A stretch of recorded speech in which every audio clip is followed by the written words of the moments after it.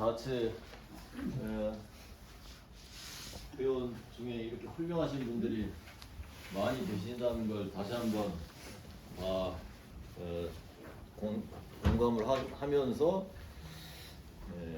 박순웅님 그리고 레이런드 이세훈님 현장에서 지금 열심히 농사도 지으시고 또 그 농촌 목회도 하시고 나름대로 그 생명운동도 아주 열심히 하고 계시기 때문에 저희에게 많은 감동을 주실 수 있는 그런 이야기가 있을 것 같습니다. 오늘 첫 시간 멀리서 홍천에서 여기까지 아마 6시간 넘게 걸리셨을 거예요. 4시간 더. 예. 아마 제일 멀리서 오신 것 같습니다. 여러분들 우리 박순님 박수로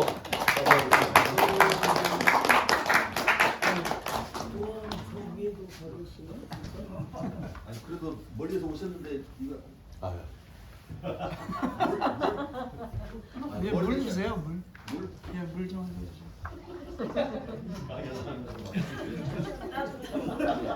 이 접시보다도 사람 접시가 멀리서 오셨는데 고맙습니다. 감개무량합니다.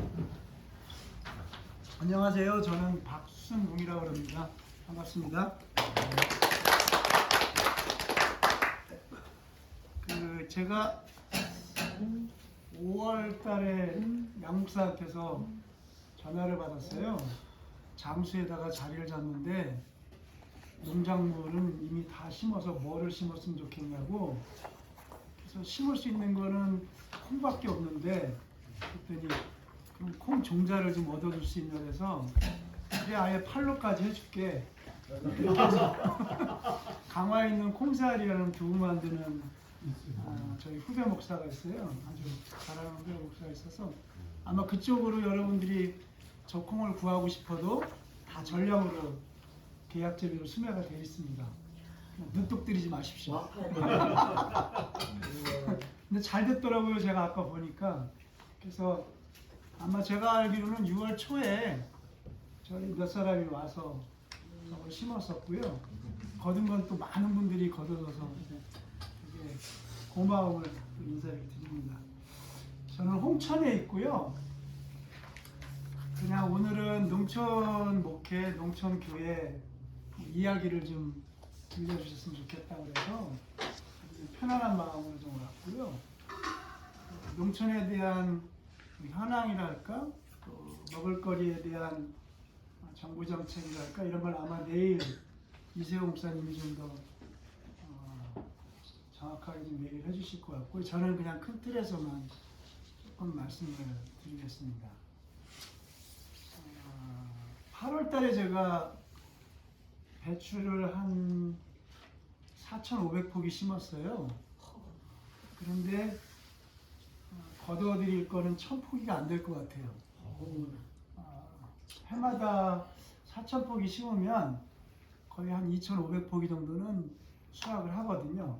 거의 한 15년 동안은 변함없이 해왔는데 올해는 고온 다습한 것도 있고 또 지지난주에 갑자기 영하로 내려가면서 또 말라버리는 것도 있고 기후 위기가 몇 해 전부터는 좀 심각하게 저희도 해도 되고 지금 농업은 관정이 아니면 그 물을 이렇게 지하수를 퍼내지 않으면 지금 농사를 못 짓습니다. 자연적으로는 저는 28년 동안 그냥 관정 없이 하고 있거든요. 근데 아무래도 수확이 떨어지고 확실하게 강원도 심하고 또 고온 다습하기도 하고 이런 것 때문에 이제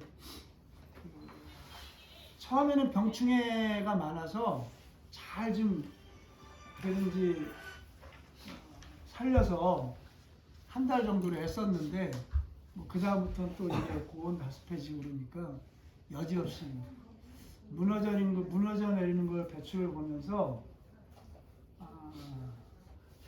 농촌도 그와 같은 현상이라는 생물처럼 농촌도 장수만 해도 이제 아마 홍천보다 더 먼저 없어질 도시 중에 하나예요.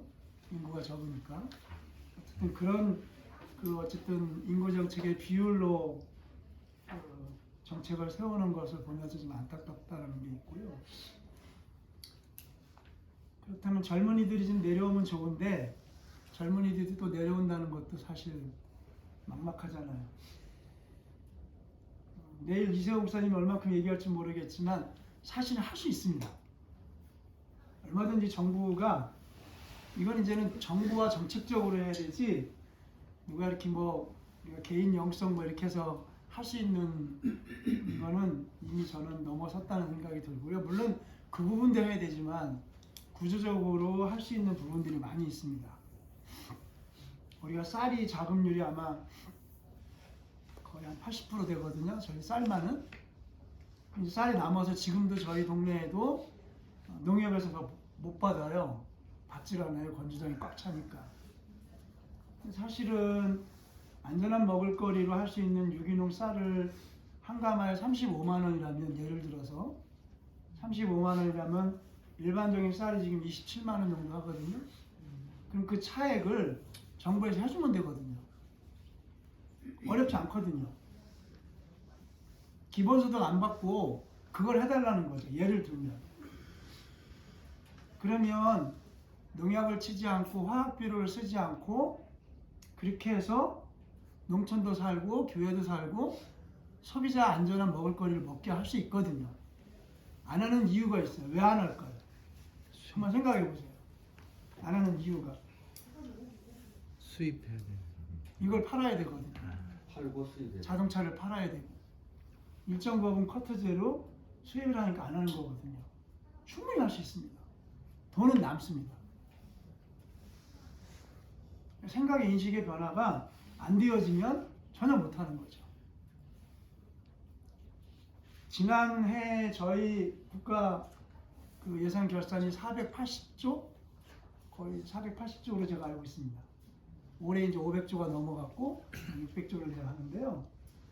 485조 중에 제약회사로 나가는 게 145조입니다. 제약회사가.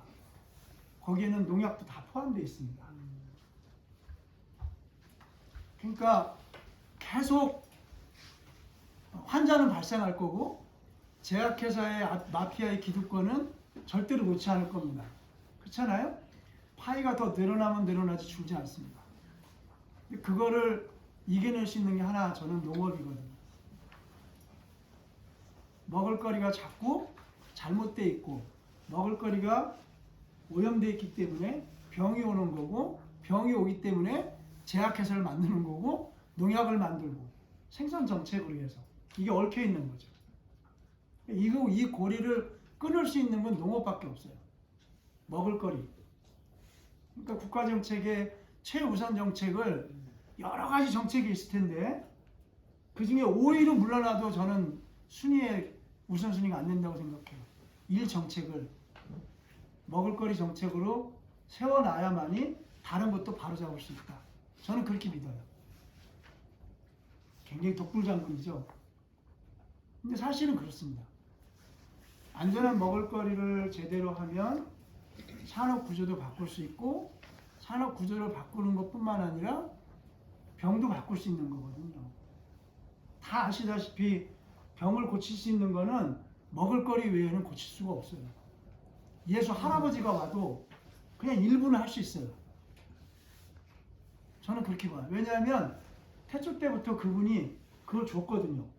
그래서 900세까지 산 거 아니에요. 근데 언젠가부터 이게 잘못된 도시 문명, 도시의 편리함, 생산 정책, 그로 인해서 인위적인 것을 자꾸 하다 보니까 생명의 연수도 줄어드는 거죠. 지금은 돈을 들여서 여기 고치고 여기 고치고 여기 고치고 그래서 아마 여러분들 아마 10년이 지나면 내 몸이 진짜 내 몸인지도 모르겠어요. 그렇지 않을까요? 내 몸이 내 몸이니까 저만 해도 임플란트 6개 있거든요. 다른 건 다 좋은데 잇몸이 안 좋아서 그러다 보면 여기도 바꾸고 여기도 바꾸고 박성윤 목사처럼 스탠스도 박아야 되고 그렇게 이렇게 해서 2억을 들이면 100세까지 사는 거죠. 그게 2억이에요? 2억이랍니다. 억소리네요. 2억에서 2억 5천 정도면 하는 게? 100세까지 몸을 돌릴 수 있다고 합니다. 열심히 버십시오. 아이고. 차라리 역색 프로. 아이고 금액을 묻는 거 보니까 그렇게 할 생각이 안 줬다 사례도 없어. 아마 내일 아마 이세영 목사님이 또 더 많은 것들을 얘기할 텐데요. 저는 국가 정책에 있어서 왜 이걸 못할까 생각해 보면 결국에는 우선순위에서 농업이 밀리는 거죠. 이게 더 앞서는 거고 반도체가 앞서는 거고 전기 자동차에 배터리가 앞서는 거고 그런 것들이 자꾸 밀려서 언젠가부터 먹을거리가 점점점 우선순위에 밀려나고 그 먹을거리는 다 농약으로 화학 비료로 우리나라에 생명농업을 하고 있는 친환경 농업이 몇 프로인지 아십니까? 2%도 안 됩니다. 관행농업을 무시할 수가 없어요. 그것마저도 안 하면 우리는 먹을 게 없습니다. 코로나가 발생하고 나서 2년 전에 청와대에 긴급 농업 TF팀이 생겼어요. 먹을거리 TF팀이 생겼었어요. 왜 그랬는지 아세요? 코로나 생기고 나서 비행기도 못 왔잖아요. 배도 못 들으잖아요. 농산물이 못 들어오는 거예요. 그래서 베트남이나 동남아시아 TF팀을 만들어서 급하였어요. 제일 많이 가공으로 들어가는 게 안남이거든요. 동남아시아에 있는 쌀. 알람이? 안남이. 날라가는 쌀. 그게 어쨌든 들어야 가공을 할 수 있는데 그게 안 들으면 아무것도 못 하니까 TF팀을 만들어서 그것뿐만 아니라 일단 두르지 못하니까 코로나 생긴 이후에 먹을거리 비상이 걸린 적이 있었습니다. 우리나라는 두르지 않으면 먹을거리는 정말 비상 걸려요. 북한은 자국률이 65%예요. 근데 안타깝게도 제 생각에 왜 자국률이 높은데 왜 저렇게 힘들까 생각해보면 제 생각으로는 저장법이 없어서 그렇지 않을까. 저장할 수 있는 저장 식품. 공간이랄까 저장할 수 있는 기술이랄까 이런 것들이 아마 쉽지 않기 때문에 작업률은 높지만 늘 기하에 허덕일 수 있는 생각이 드는 거거든요. 그걸 같이 해준다 그러면 충분히 할 수 있는 방법들이 있는 거죠. 어쨌거나 아마- 수입을 못하게 하니까. 네? 수입을 못하게 하니까. 그렇죠. 그런 것도 있고요. 이게 가장 큰. 네, 맞습니다. 수입을 못하게 하는 게 가장 큰 원인이에요. 네. 하여간 그런 국가 정책에 있어서 조금 뭐 홍천 그러면 여러분 떠오르시는 게 뭐예요? 누가 떠오르죠? 박성현 이런 떠오르죠? 청정탑과 양수발전과 설악산 케이블카와 무수한 일들을 위해서 하여간 고군분투하고 있는 친구인데요. 저는 오늘 여기 기꺼이 우리 총무님이 카톡으로 저한테 강의를 해달라고 문자가 왔더라고요. 그래서 기꺼이 빚진 마음으로 왔습니다. 너무 고마운 마음에. 제가 예술학교를 잘 못했거든요. 활동을. 그래서 오늘 위원장이잖아요. 오늘 와서 그래도 인사라도 드리고 말씀을 나눠야겠다 해서 찾아왔고요. 그 영성 위원장은 직접 전화 드렸어요. 아, 글쎄 말이에요. 한국생. 영성 수련이니까. 저는 작은 마을에 면단위에 있는 마을에 살고 있고요. 지금 거기서 산 지가 28년 정도 된 것 같습니다. 그리고 28년 동안 있으면서 지역의 일, 시민단체 일 이런 걸 하면서 많이 사실 외롭기도 하고 있어도 다 흩어져 있으니까 전국으로 힘들게 해왔지만 그래도 한 번도 후회한 적 없고요. 저는 특이한 체질이 있어요. 그게 농사하는 게 되게 좋아요. 농사할 것 같지 않잖아요. 전혀. 저 인터뷰 많이 했는데요. 다 보는 사람마다 농사 지을 것 같지 않은 목사가 농사를 짓는다고 이게부터 시작하더라고요. 근데 저는 농사를 다양스럽게 28년 동안 모르겠어요. 우리 교인들이 또 마을 분들이 그 참 이상해요. 그 약도 안 치고 혹시 새벽에 뭐 1시, 2시에 와서 몰래 치는 거 아니에요? 농사가 잘 됐어요. 다행히. 천만 다행이죠. 그래서 뭐 가장 보람이 있었던 게 97년, 98년, 99년도에 한겨레 신문에서 그 이제 탈북자들이 중국으로 해서 이렇게 너무 힘들어가지고 그 어떻게 보면 고난의 행군을 할 그때에 그 한겨레 신문으로 해서 저희들이 이제 이렇게 그 비닐이라든가 이렇게 지원해주는 사업이 있었어요. 그때 저희 교회로서는 뭐 한 200만 원 돈? 큰 돈이었었어요.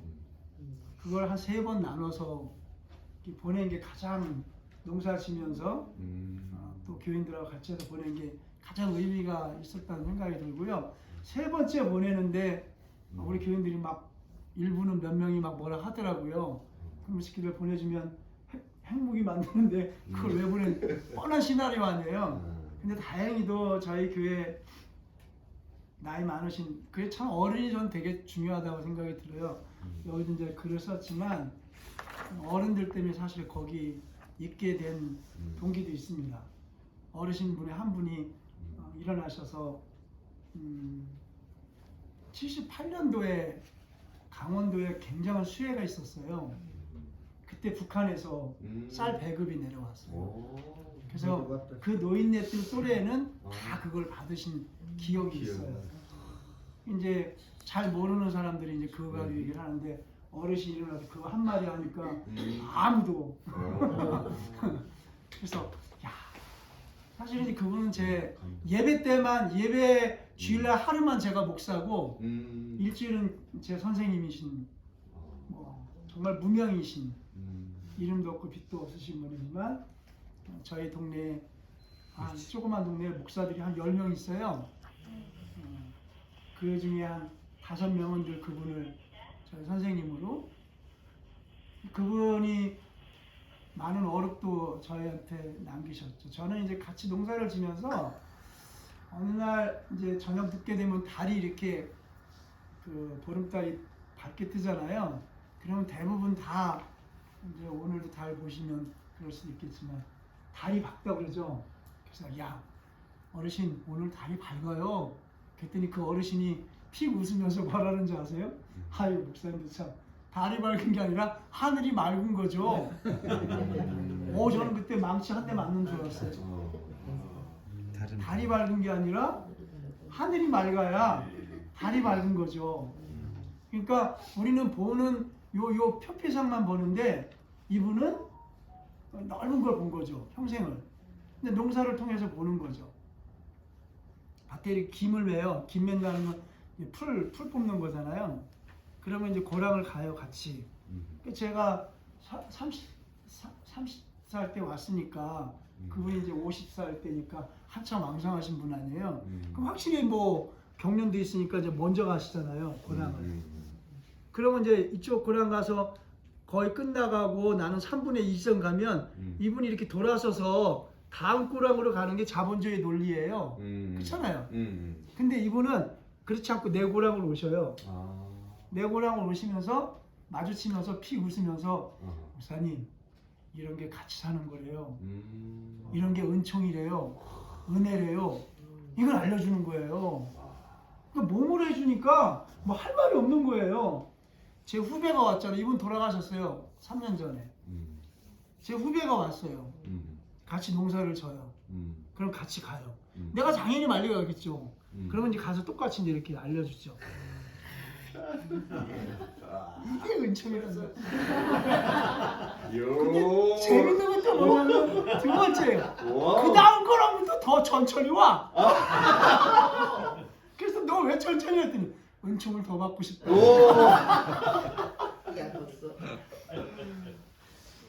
이분이 저를 농사꾼 만들기 위해서 15년 동안 정말 15년 동안 새벽 5시 반 되면 일주일에 2-3번 전화를 해요. 새벽 5시 반에 전화하는 거는 새벽 기도하라는 게 아니에요. 목사님 교회 밭에 와서 풀 뽑아야죠. 김매야죠. 음. 일주일에 한 두세 번 정도는 매번 새벽 5시 반에 전화를 해요. 그러면 이제 젊은 나는 힘드니까 늘 6시나 6시 반에 나가요. 그럼 이분은 5시 반에 와서 먼저 하고 계세요. 늦게 가면 늦게 왔냐라는 말도 없고 구박하고 타박하는 것도 없고 그냥 당신 일만 하셔요. 선생이죠. 15년을 그렇게 저를 길들이니까 저도 저절로 농사꾼이 되더라고요. 제가 양 목사한테 매일 전화하지 못해요. 여러분 중에 누가 그렇게 좀 전화해 주세요. 돌아가면서라도. 5시 반에. 왜 그러냐면 그렇게 몸에 익혀야 농사꾼이 되더라고요. 뭐 농사꾼뿐이겠습니까? 전화 안 해도 잘 네. 일어나서 잘할 걸로 이제 나이가 있으니까 하겠죠. 예. 근데 저는 어떤 일이든 그렇다는 생각이 들어요.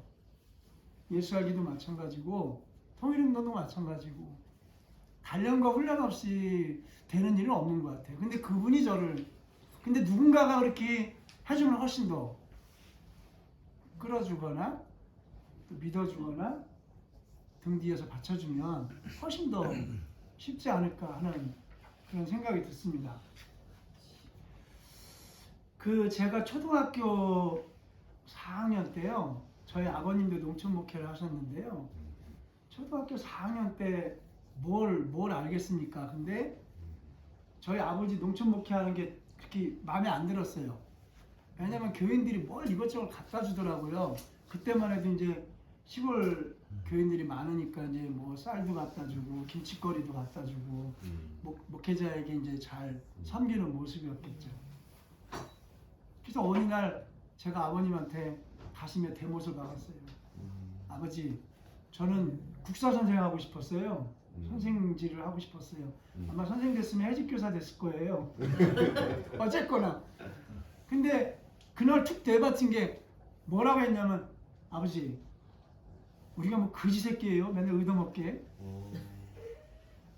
내가 만약에 그럴 리도 없겠지만 목사가 되면 아버지처럼 안 할 것 같아요. 그렇게 아주 대모습으로. 근데 저희 아버님이 다행히 피 웃더라고요. 몇 살 그쵸? 초등학교 4학년.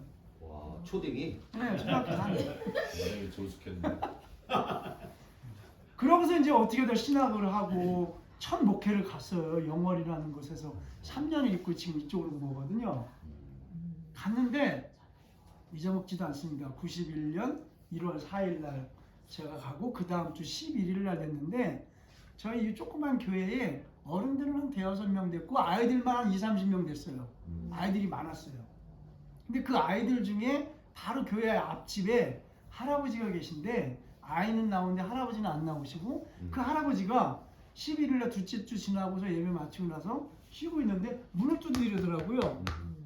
그래서 문을 열었더니 쌀 한 마를 가져와서 1월 달이니까 툭 떨어뜨리면서 저한테 하는 말이 젊은 양반 뭘 먹고는 사오. 교인도 없는 것도 아니고 애들은 잔뜩 있고 근데 주일날마다 뭘 애들을 먹이고 그러니까 이분이 생각하기에 저 사람은 뭘 먹고 살지? 당연히 그랬겠죠. 우리는 늘 까마귀가 갖다 준 걸 아는데 그분은 그렇지 않잖아요. 그러니까 툭 던져놓고서 뭘 먹고는 사냐고 그러는데 그때 저도 제가 신학교를 졸업하고 내려와서 첫 번째 만난 하나님이라고 저는 고백을 해요. 왜냐하면 초등학교 4학년 때 저희 아버지한테 했던 얘기가 그때 생각이 났거든요. 그래서 한 두세 달 4, 5월 달까지 농사 지을 때까지 걸어 다니면서 어떻게 살아야 되나? 목회가 뭐지? 그런 고민을 했던 것 같아요. 그러면서 이제 결론을 하나 내렸던 것이 좀 자급자족이라는 건 좀 해봐야겠다. 내가 빌어먹고 얻어먹더라도 내가 할 수 있는 거는 육신 멀쩡한데 해볼 수 있는 건 좀 해보자. 그렇게 해서 이제 사람들을 찾아다닌 거죠. 교인 새벽에 기도하고 나와서 돌아다녀 보니까 새벽마다 다 들통을 지고 약을 치는 거예요. 집거리를 해주면서도 찜찜한 거예요 이게. 그래서 신앙적인 면에서는 안 맞는 것 같은데 그거를 뭐라 할 수는 없고 그래서 도대체 약을 안 치고 정말 신앙적으로 생명농업을 하는 사람들은 있는 건가? 해서 찾아다닌 거죠. 전국을. 그렇게 해서 만난 사람이 정농회라는 단체예요. 농사를 바르게 짓는 사람들의 모임. 75년도에 만들어졌고 80년대부터 삼성에서 화학비료를 만들었거든요. 제초제도 나오고 농약도 나오고 그때 이제 새마을 운동 되면서 배고프니까 쌀 생산 증산 정책으로 농약도 치고 화학비료도 넣고 막 이렇게 해서 빨리빨리 키워내는 거죠. 쌀을 많이 생산. 그런데 그 와중에도 이분들은 농약도 안 치고 화학비료도 안 쓰고 그냥 퇴비료만 해가지고 농산물 생산물 나오면 똑같이 지게다 치고 똑같이 시장에 가서 똑같은 값에 그러니까 그 사람들의 신앙과 그 사람들의 삶은 변할 수가 없어요. 저는 정말 깜짝 놀랐어요. 아, 이런 사람들이 있구나. 그러니까 신학교는 진짜 나쁜 놈들이었어요. 미안하지만 왜 그런 걸 안 가르쳐주고? 좋은 놈들이었어. 아 물론 아니 정농회가 75년에 만났. 예 75년도에 세워진 거라고요. 정로에 단체가. 아 세워진. 예 제가 만난 거는 91년도에 만났고. 그렇죠. 근데 이 정농회라는 단체는 또 누구한테 영향을 받았냐면 일본의 애농회라는 단체가 있어요. 농사를 사랑하는 사람들의 모임이라는 고다니 주니치라는 아주 굉장히 훌륭한 분이 있어요. 이분이 이제 우리나라하고 교류를 하면서 그 정농회 단체 설립하는 사람들에게 우리 일본의 관행농업을 따라오지 말아라. 똑같이 따라오면 똑같이 망한다. 근데 80년대 들어서면서 일본의 관행농업을 똑같이 우리 따라간 거예요. 삼성이 그걸 다 수입해가지고 화학비료 만들어서.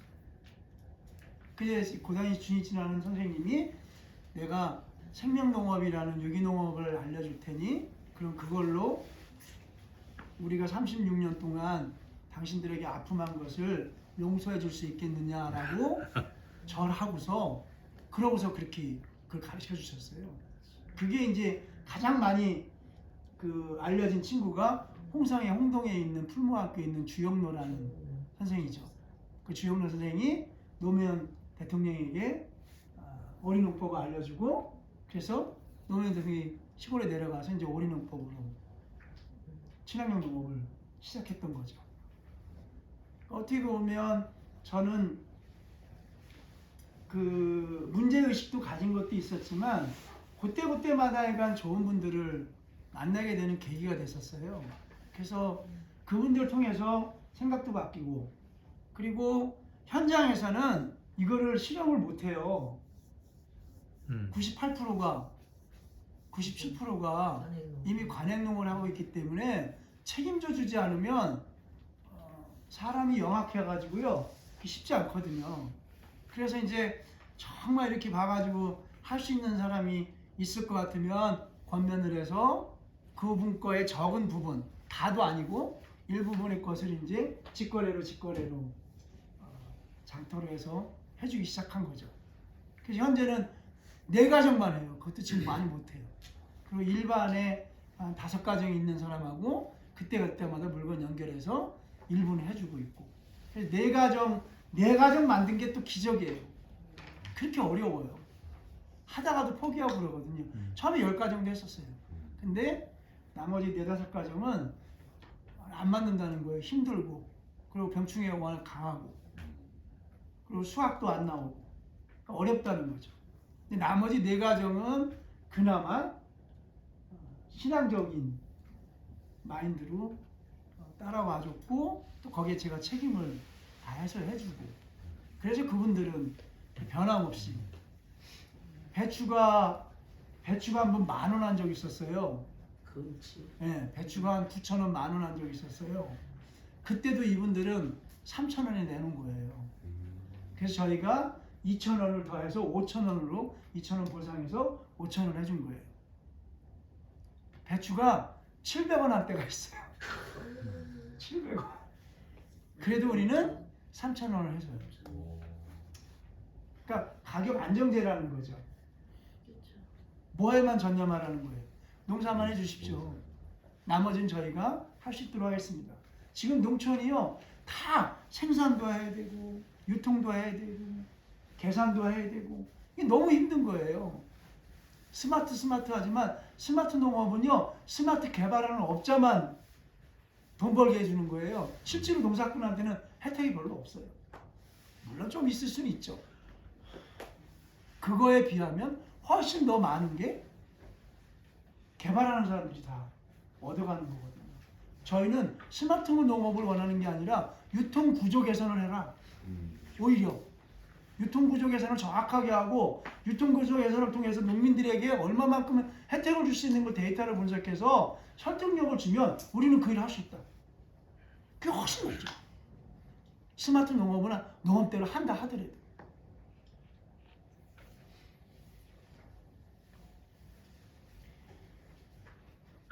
제일 힘든 게 저는 하여간 목회더라고요. 이 목사 노릇하는 게 제일 힘들어요. 그래서 그 여러분들한테만 고백하지만 고백해도 되나요? 네. 저는 주업이 농사고요, 부업이 목사예요. 뭐 다 그런데요. 그런가요? 네. 그럼 다 아니라고 생각하는 사람 있어요? 그걸 다라고 얘기하지 마세요. 저는 목회만 하는데 목회가 너무 힘들어요. 목회만 해서 그래요. 목회만 해도 힘들지. 목회가 왜 힘든가 했더니요, 그 한국 사람들의 교우들은 목회자에 대한 표상이 있는 것 같아요. 자기를 바라봐주고 자기 가족을 위해서 기도해주고 일정 정도 우리들이 얘기하는 뭐 그게 좋다 나쁘다를 떠나서 뭐 기복적인 신앙일 수도 있겠죠. 저는 그걸 뭐 나쁘다고 생각하지는 않습니다. 일정 부분인데 그게 너무 비중이 큰 거죠. 그 비중이. 그러다 보니까 삐지고 관심 안 가져주면 안 나오고, 그리고 힘 있는 사람은 더 갑질하고. 근데 목회자는 그게 아니잖아요. 목회자는 어쨌든 내가 하나님의 길을 가겠다는 구도자잖아요.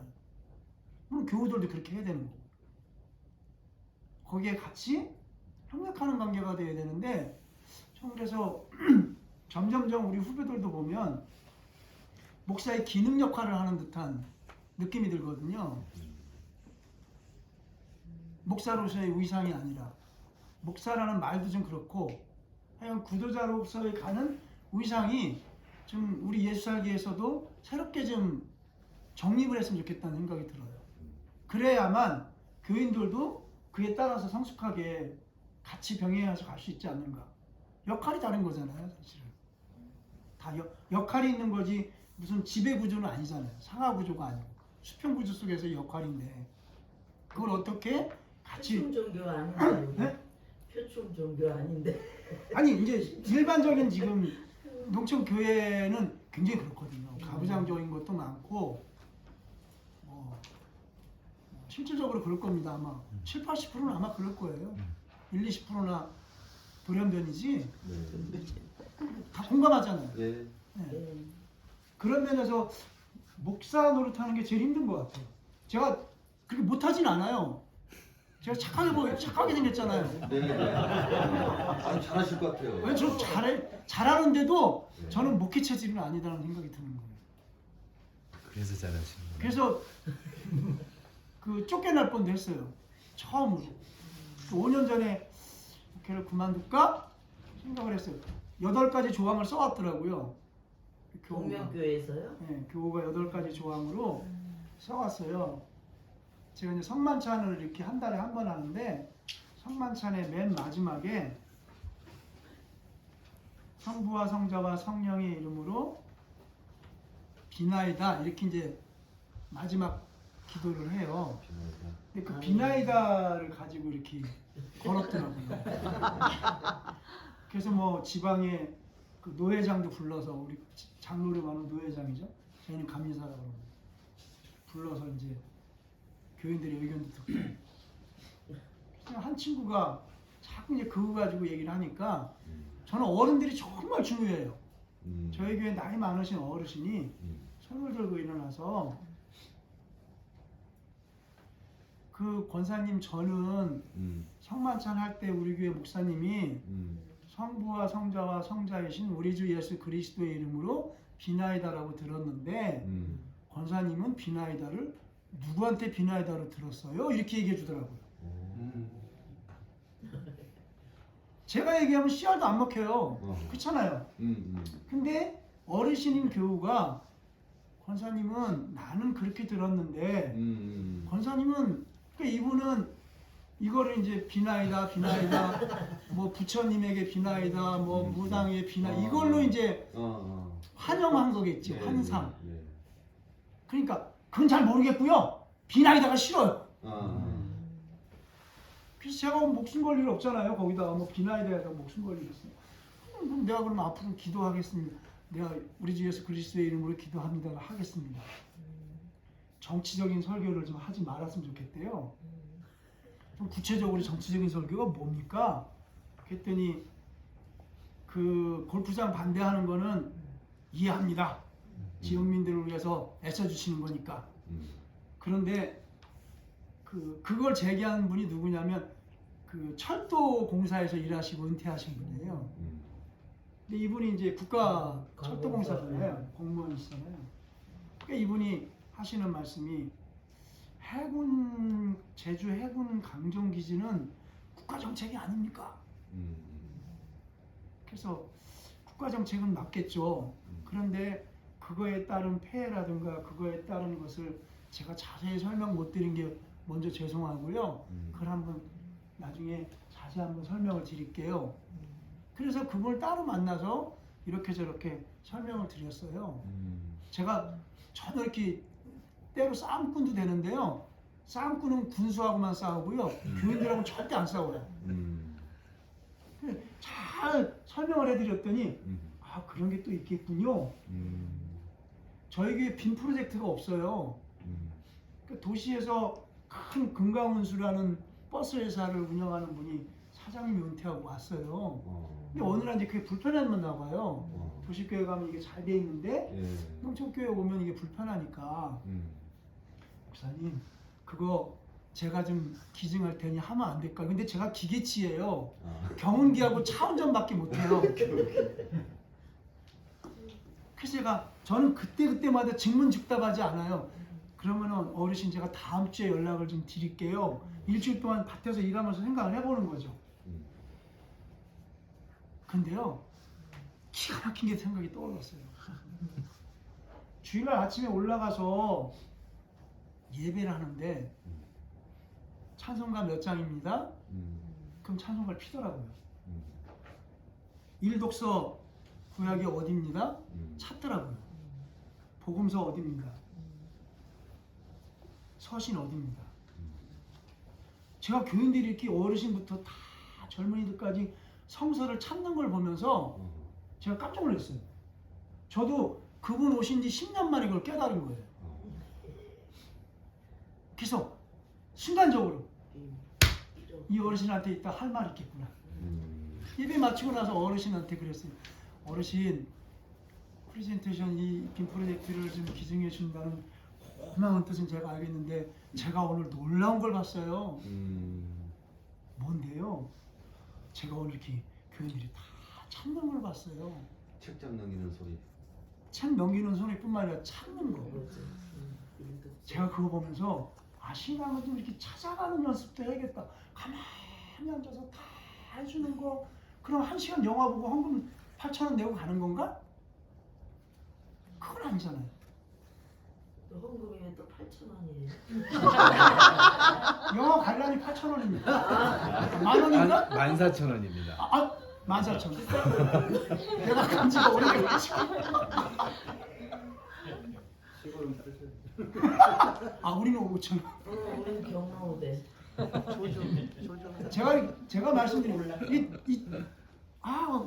나는 그 어르신들의 신심이라는 게 이렇게 찾아가는 거잖아요. 매주 와서 찾고 또 찾고 보고 듣고. 그래서 그 어르신들을 내가 그 양반들을 내가 놓고 떠날 수가 없더라고. 그분들은 늘 하시는 말씀이 나 묻어주고 떠나라고 얘기하는데 속으로는 제가 당신 묻어주고 떠나는 게 아니라 내가 당신들의 거를 다 빼먹어야 떠날 것 같아서 못 떠난다고 얘기를 해요. 속으로. 다 훔치고 싶더라고요. 마음을. 그 얼마나 어르신들 한 분 돌아가시는 게 뭐 속담에 유럽에서는 박물관에 하나 사라지는 거라잖아요. 그래서 저는 매년 두 분을 그 3번 정도 인터뷰해서 동네 분들 모셔서 그분의 인생 스토리를 이렇게 프로젝트 사업을 해요. 그래서 벌써 10명 정도. 그래서 그게 다 되면 면사무소 얘기해서 박물관 하나 줘서 그분들 거 다 기증하려고 해요. 좋지. 역사거든요. 그 역사가 그 마을을 이야기해 주는 거고 그 마을이 그 역사를 통해서 새롭게 재해석되어야 되는 건데 그게 안 되니까 자꾸 동생이 사라지는 거거든요. 그렇게 어쨌든 하여간 8가지 조항으로 저를 내쫓아서 보내려고 했는데요. 7가지는 다 반대했어요. 7가지는 다 양보했어요. 근데 그 중에 하나가 뭔지 아세요? 농사 짓지 말라는 거예요. 농사 짓지 말라는 거예요. 왜냐면 목사님 농사 짓는 거 보면 너무 가슴이 찢어지게 아프대요. 그래서 너무 고맙다고. 근데 그런 걱정 안 해도 된다고 제가 얘기는 하지만 이게 마음에 걸리잖아요. 그래서 이제 어느 날 7가지는 다 양보하고 마지막 그 기획위원회 임원들 한 10명 모였길래 제가 요거는 타협할 수 없습니다. 제가 여기 있는 이유는 이것 때문에 있는 건데 여러분의 교회가 여러분의 마을이 농촌 마을이어서 이거는 내가 양보할 수 없습니다. 만약에 단서를 하나 당구장 표시를 해서 얘기를 했어요. 만약에 농사를 안 짓게 한다고 그러면 제가 목회를 노예처럼 하겠습니다. 대신에 제 월급을 450만 원 주시죠. 450만 원이 큰 돈이에요. 여기 450만 원 받으시는 분 있나요? 조원정 목사님 이번 기회에 한번 까발려 보시죠. 얼마 받으셨었는지. 죄송합니다. 에? 250. 그러니까 아무도 말 안 하시더라고요. 그러니까 없던 걸로 하겠습니다. 예.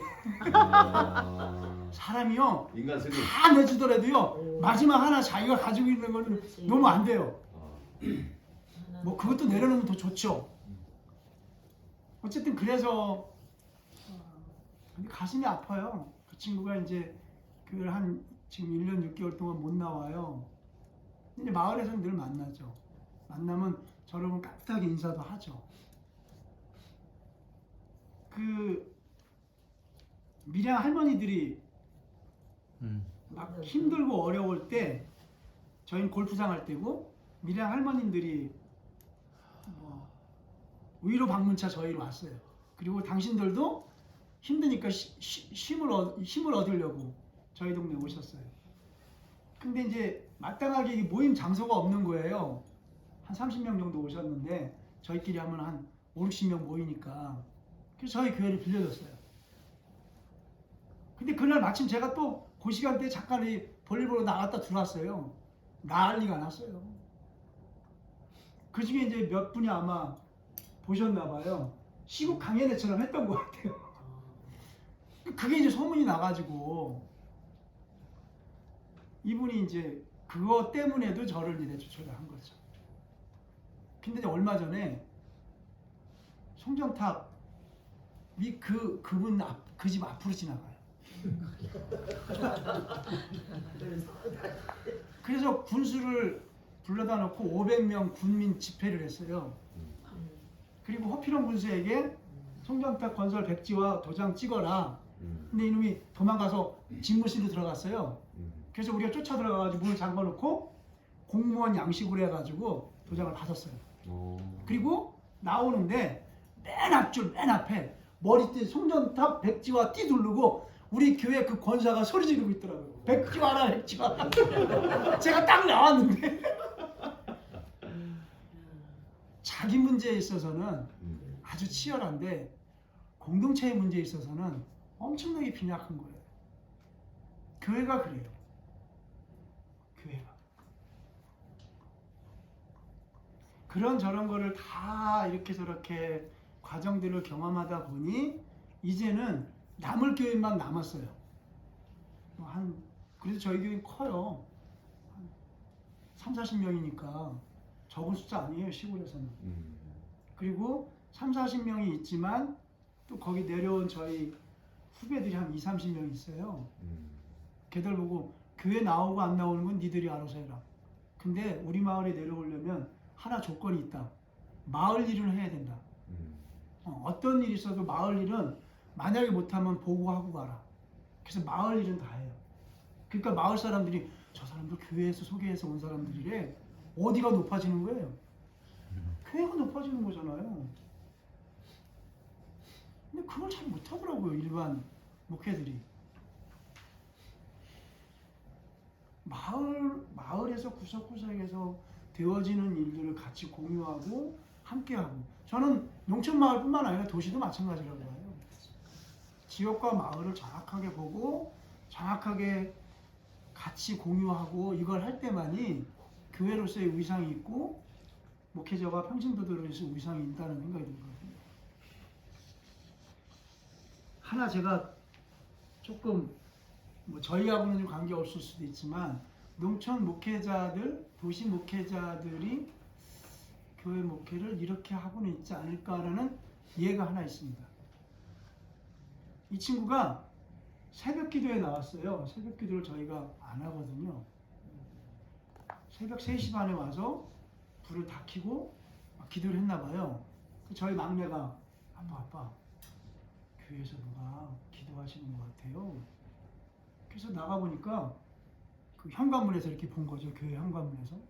이 친구가 불 다 켜놓고 혼자서 기도하더라고요. 제가 한 달 동안 교회를 못 들어갔어요. 교회 옆에 창고가 하나 있어요.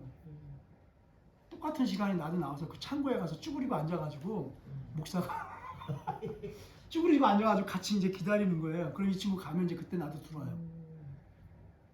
한 달 정도 하다 보니까 이게 아니다는 생각이 들더라고요. 그래서 길거리에 만났길래 과장님 새벽 기도하는 거 아는데 내일부터 저랑 같이 합시다. 그 다음 날부터 이제 한 3개월을 같이 했어요. 3개월을 같이 하는데 저는 뭐 일상대로 그냥 하는 거니까. 근데 한 달 지나고 나서 그런 생각이 들더라고요. 내가 젊었을 때는 새벽기도 나가고 교회 일을 할 때 정말 내가 흥분되고 가슴이 막 벌렁벌렁하고 교회 가는 게 좋아서 말씀 있는 게 좋아서 그렇게 갔는데 언젠가부터 이 친구가 무서워, 사람이 무서워 새벽기도 하더라고요. 한국 사람 공감하나? 공감 100%. 사람이 무서워 새벽기도 하더라고. 내가 하나님이 좋아서 새벽기도를 해야 되는데 이 친구가 걸림돌이 돼가지고 이 친구 때문에 무서워서 내가 새벽기도를 하는 거예요. 나 막 환장하겠더라고요. 그래서 어느 날 얘기했어요. 과장님, 저도 목사고 사람인지라 이런 마음이 드네요. 근데 이 친구는 나를 내쫓으려는 욕심이 있는 거예요. 오로지 그거 있는 거예요. 그 친구가 그 친구예요? 그 친구인지 모르겠어요. 어쨌거나. 근데 이 친구가 착해요. 똑똑했으면 내가 쫓겨났을 거예요. 착해요. 그래서 저도 하나도 그렇게 해도 밉질 않은 거예요. 근데 아마 이런 일들이 농촌 목회든 도시 목회든 다 있는 거예요. 제가 제일 예수 살기 위해서 공감했던 분 중에 한 분이 그 누구죠? 대구에 계신 백창호. 네, 백창호 목사님이 그 한동안 힘들었던 한 2-3년 전에 네. 힘들었던 얘기를 하면서 저도 이 얘기를 하면서 서로 공감했던 부분들이 있었거든요. 물론 조금 뉘앙스는 달라요. 근데 백 목사님 교회도 그렇다라 그러면 상황이 다른 거라면 일반적으로는 다 그렇다는 거죠. 일반적으로.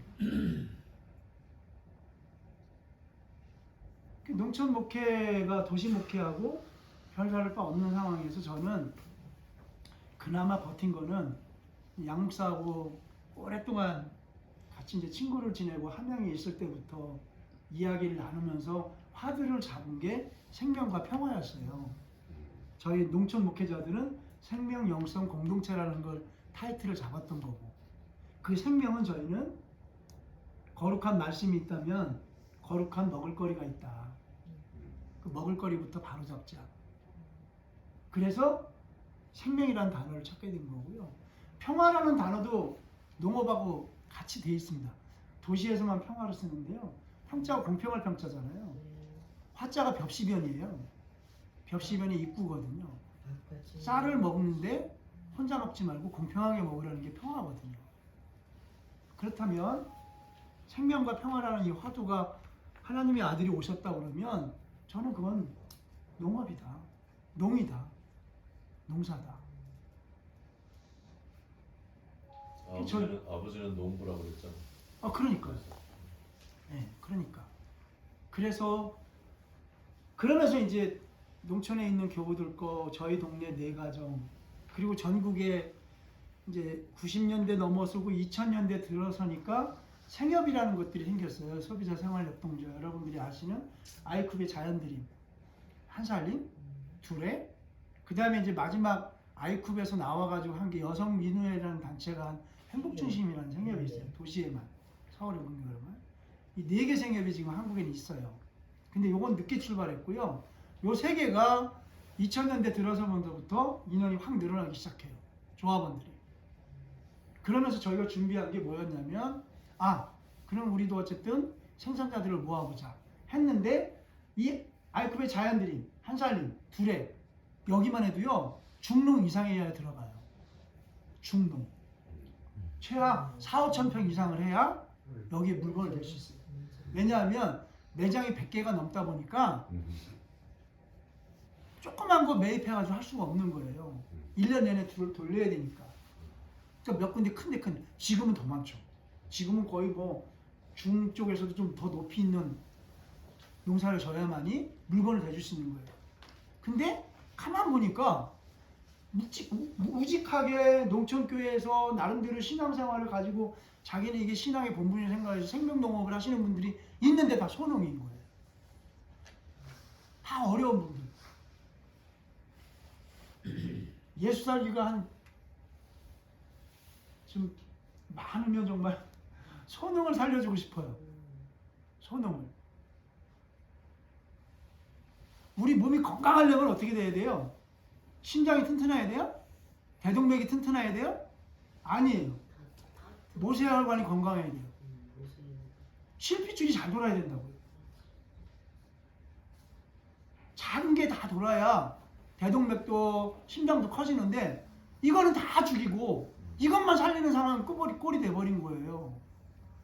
그래서 그나마 그래도 저희가 이제 전국에 다니면서 소농을 진실하게 하시는 분들은 20가정을 책임져 줘요.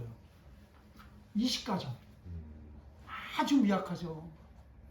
진짜 구조적으로 계산해서 뭐 2000가정을 해도 모자랄 판에 20가정을 지금 한 17년째.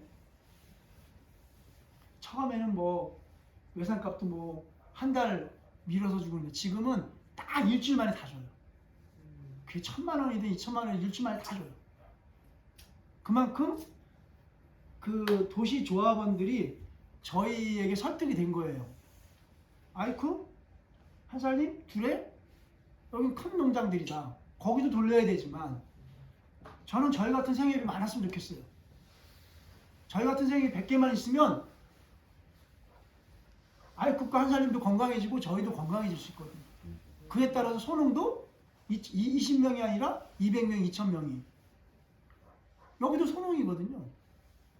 700평이거든요. 1000평이 안 돼? 700평이에요. 뻥치지 마요. 여기 또 100평이 있어요. 여기는 내가 장담하건데 요거까지 하면 1000평 정도 되는데 여긴 내년에 땅콩하고 고구마 심으세요. 마사토더구만. 뭐 거름 줄 것도 없어요. 그냥 고구마 땅콩 심으면 될 거예요. 어쨌든 없어요. 그래서 제가 오늘 조금 싫은 소리를 좀 하나 할게요. 이름을 거명해서 죄송합니다. 저희가 영등포 산업선교 예장통합의 건물에 들어가 있어요. 박원순 시장이 10억을 인권문화센터로 해서 지원을 줬어요. 돌아가시기 전에. 리모델링 하라고.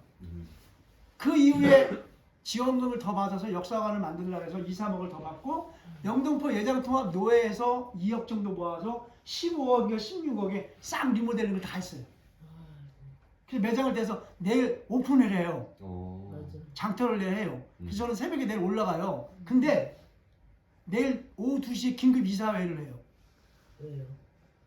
그 영등포 노회 센터장의 고문이 임명진이에요. 임명진 관리. 이놈의 새끼가 그렇게 갑질하더라고요.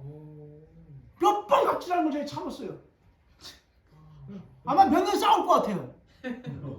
제가 오늘 그냥 폭로하는 거예요. 그 노동인권센터 일하고 있는 애들, 여자애들한테 전혀는 머리에 든 것이 없어. 이딴 소리를 한대요.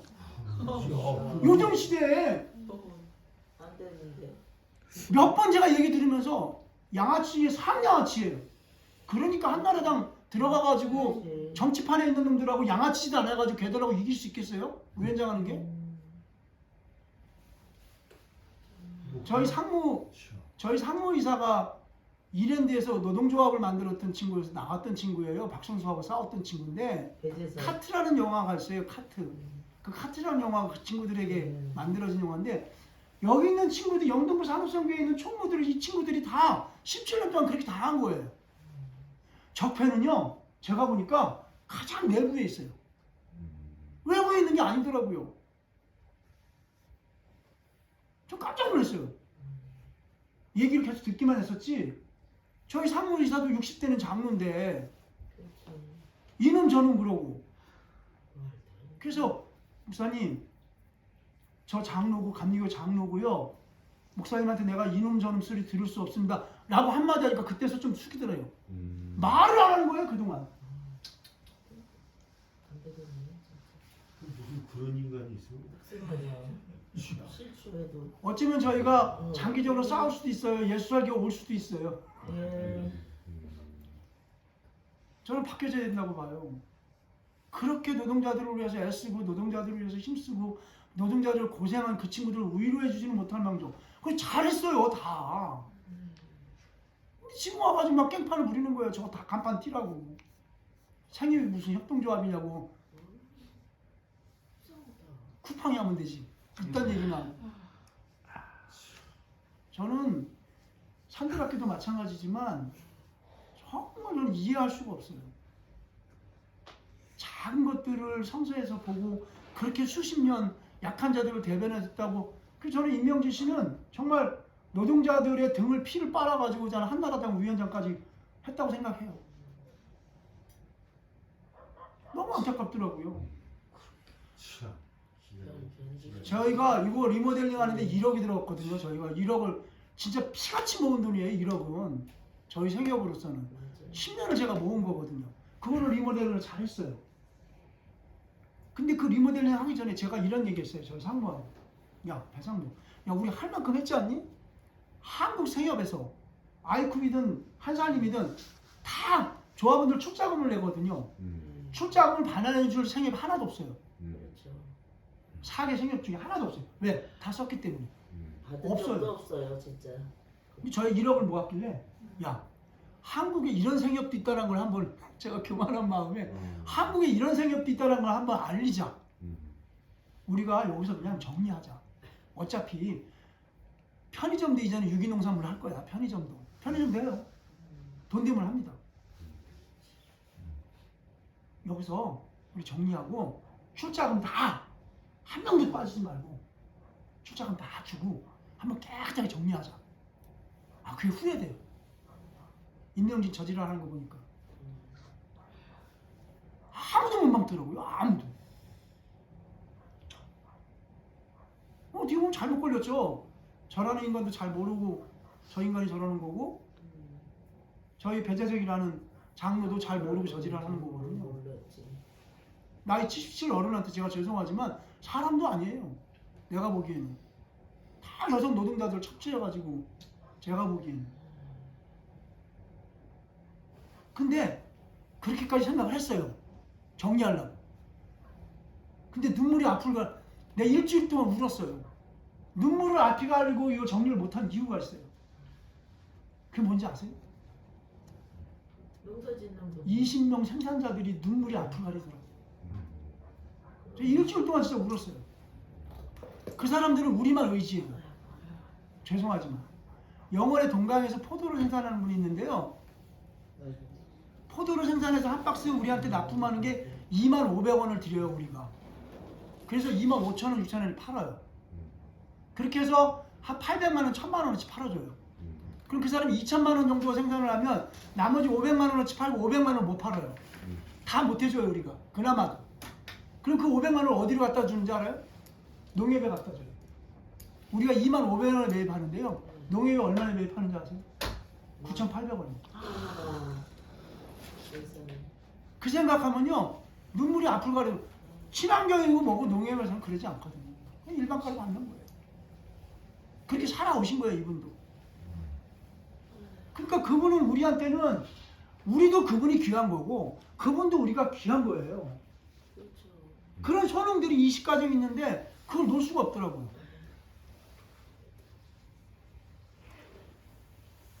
저희만 보고 있으니까. 그렇죠.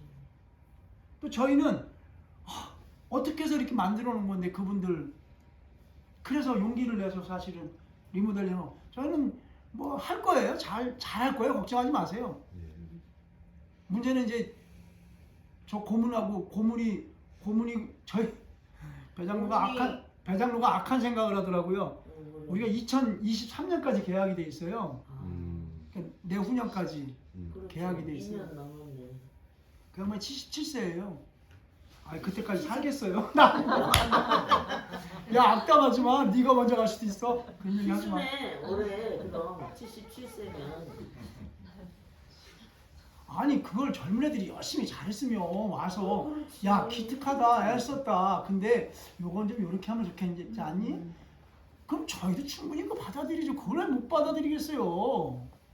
해온 역할이 있을 텐데 그 끝까지 고집을 피고 그냥 막 욕을 하고. 그러니까 전 제가 드리고 싶은 생산자입니다. 신심을 가지고 신앙적으로 하고 있는 그들 때문에 그걸 정리를 못 하겠더라고요. 그래서 내일도 다 그분들이 올라가요. 올라가죠. 매장을 깨끗하게 해놓으니까요. 친구들을 데리고 오더라고요. 참. 그래서 큰 교회들이 친구들을 데리고 오냐. 뭐가 좀 그럴듯하면 데리고 오는구나. 참 이거 참 가식이죠. 예. 네. 껍데기. 껍데기죠. 껍데기 중요해. 내가 오늘 잘하고 왔잖아. 맨날 후드신하게 입고 다니고. 싸워요. 그렇습니다.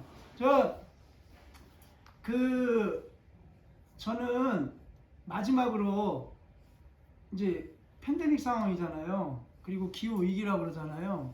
저는 팬데믹, 기후 위기, 그리고 전에는 미세먼지, 그 전에는 조류독감, 광우병, 이게 다 전 농업하고 연관되어 있다 생각하는 거거든요. 미세먼지도 극복할 수 있는 것도 결국은 농업이거든요. 기후 위기도 극복할 수 있는 건 전 농업이라고 봐요. 지금 논에다 태양광 하는 거 이거 하면 안 돼요. 그럼 도시에다 해야죠. 왜 농사 짓는 데다 가요? 쌀이 남아도니까 저짓하는 거거든요. 근데 여러분 제가 왜 기후 위기에 농사를 얘기하냐면요. 벼 한 포기가 6개월 동안 자라는 그 벼 한 포기에서 나온 산소의 양과 나무 한 포기에 나온 산소의 양 같아요. 그래서 농사를 져야 되는 거예요. 기후 위기를 극복할 수 있는 거는 탄소 중립, 2030년 탄소 중립이라는 게 뭐예요? 탄소를 정지시키고 뭐를 많이 하자는 거예요? 산소를 많이 하자. 2030년까지 탄소 중립하면서 문재인 정부가 뭐 했는지 알아요? 나무 30억 그루를 심는다는 거를 서약했어요. 근데 30억 그루 나무 심을 데가 없어요. 그러니까 저 미친 짓이에요. 민둥산을 만들어가지고 나무를 베고 나무 30억 그루를 심는다는 거예요. 이런 얼토당토한 일이 어딨냐고요. 탄소 중립 2030년 선언을 하면서 30억 그루를 나무 심는다. 있는 나무는 잘 보관하지. 태양광 할 때는 새 곳에 쌌어요.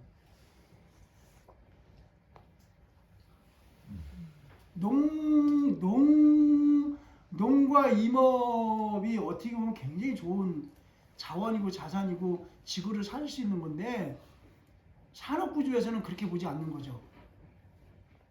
단순히 밥 한 공기 360원으로만 보는 거죠. 소비자에게는 밥 한 공기 1,000원어치의 가치만 보는 건데 숨 쉬는 거, 정화시키는 거, 담수해주는 거 이런 거 저런 걸 따지면 어떻게 1,000원이라고 얘기할 수 있고 360원이라고 얘기할 수 있겠어요, 그거를. 갑자기 매길 수가 없죠. 그럼요. 짜랑 가면 50만 원을 준다 애들이 정부에서 25만 원 지원해 가면서 해도 남는데 그렇잖아요. 젊은이들이 내려와서 농사 지을 수 있고 소비자들은 안전한 거 먹을 수 있어서 좋고 얼마든지 할 수 있거든요. 그래서 저는 기후위기에 정부도 그렇고 저희 교회도 그렇고 전 대안은 하여간 1순위가 전 농이라고 생각하는 거예요. 아까 아리랑 아라리가 난했지만 다 농에서 나오는 거거든요. 농에서 그림도 나오는 거고 옛날에 벼농사 이렇게 다 하면서 노래 부르잖아요. 농요라는 걸 부르고 종이가 어디 있어요? 애들이 어디다 길바닥에다 돌멩이 가지고 그리는 게 그림이 되는 거고 농요가 노래가 되는 거고 추수가 되면 놀이가 되는 거고 다 농에서 나오는 거거든요. 농을 잃어버린 거죠. 이런 것 때문에. 그렇죠. 최고의 벽화. 그러면서 여기다 또 오징어 게임 만들고. 알타미라 벽화도 소그려 있어요.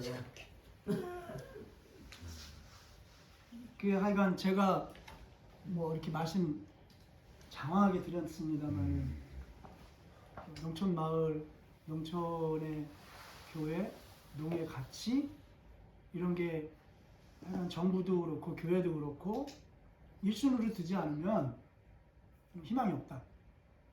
아마 이걸 위해서 아마 이세훈 목사님이 내일 아마 더 신랄하게 얘기해 주실 거고요. 그걸 위해서 저희들이 대선을 더 치를 거고요. 그래서 농민 기본소득을 달라는 거예요. 농민 기본소득을. 그랬더니 농민 기본소득을 월 30만 원이거든요. 부부면 60만 원. 기본적으로 해달라는 거죠. 그랬더니 상인들이 막 들고 일어나는 거예요. 니네만 힘들냐? 우리도 힘든데 맞아요, 틀려요. 뭘 틀려요? 맞죠. 니네만 힘드냐? 상인들도 힘들죠. 그래서 우리가 제안하는 게 상품권으로 줘라. 지역 상품권으로. 그럼 다 그게 어디로 가는 거예요? 상인들에게 가는 거예요. 그 상인들이 서명해줘요.